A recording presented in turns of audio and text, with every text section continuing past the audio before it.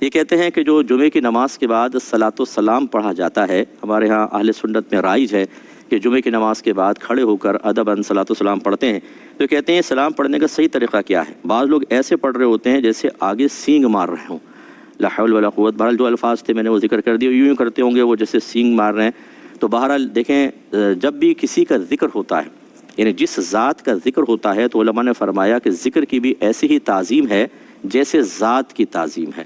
فرض کر لیں ہم اللہ تعالیٰ کا ذکر کر رہے ہیں، تو جو اگر فرض کر لیں اللہ تبارک و تعالیٰ اپنی شان کے لائق سامنے ہوتا تو ہم کیسے ذکر کرتے، کیسا ادب کرتے؟ ویسا ادب اختیار کریں۔ ایسے اگر نبی کریم صلی اللہ علیہ وسلم کا ذکر انور ہو رہا ہے، تو اگر میرے آقا اس مجلس میں جلوہ افروز ہوتے تو ہم کس قدر ادب اور احترام کے ساتھ ذکر کرتے، وہی احترام ملحوظ ہونا چاہیے۔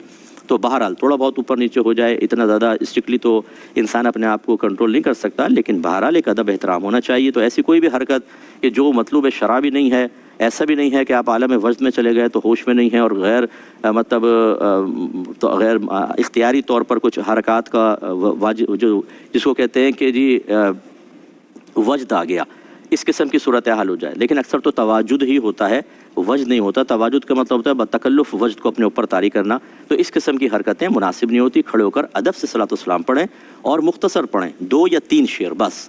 یہ جو ہمارے ہاں ہوتا ہے کہ ایک پہلے مائک پکڑ لیتا ہے، صحیح پڑھنا آئے نہ آئے وہ 10 منٹ لے جاتا ہے، ابھی وہ ختم نہیں کرتا، دوسرا مائک پکڑ لیتا ہے، تیسرا پکڑ لیتا ہے۔ اگر آپ کو اتنا ہی شوق ہے 3 شعر پڑھیں، لوگوں کو جانے دیں، پھر آپ سب کھڑے ہو کے گھنٹوں پڑھ لیں یہاں پر، لیکن گھنٹوں اکیلے کبھی نہیں پڑھیں گے، پبلک کے سامنے پڑھیں گے، کیونکہ مزہ اسی کے اندر آتا ہے، اور لوگوں کا وقت نکل رہا ہوتا ہے، لوگ پریشان ہوتے ہیں، کوفت کا شکار ہوتے ہیں۔ اس طرح صلاۃ و سلام پڑھنا قطعاً غیر مناسب ہے۔ نہ زبردستی کسی کو آپ روک سکتے ہیں، یہ کوئی پڑھنا چاہے پڑھے، نہ پڑھنا چاہے وہ بالکل جا سکتا ہے، اس میں کوئی بے ادبی کا پہلو نہیں ہے۔ اگر وہ نہیں پڑھنا چاہتا ٹھیک ہے، گھر چلا جائے، ایک مستحب عمل ہے۔ اس میں بعض اوقات اتنی شدت اور سختی ہوتی ہے کہ کوئی اگر چلا جائے تو معاذ اللہ ثم معاذ اللہ اس پہ بد مذہبیت کا طعنہ دے دیتے ہیں، بالکل غلط چیز ہے۔ مرضی ہوتی ہے کریں یا نہ کریں۔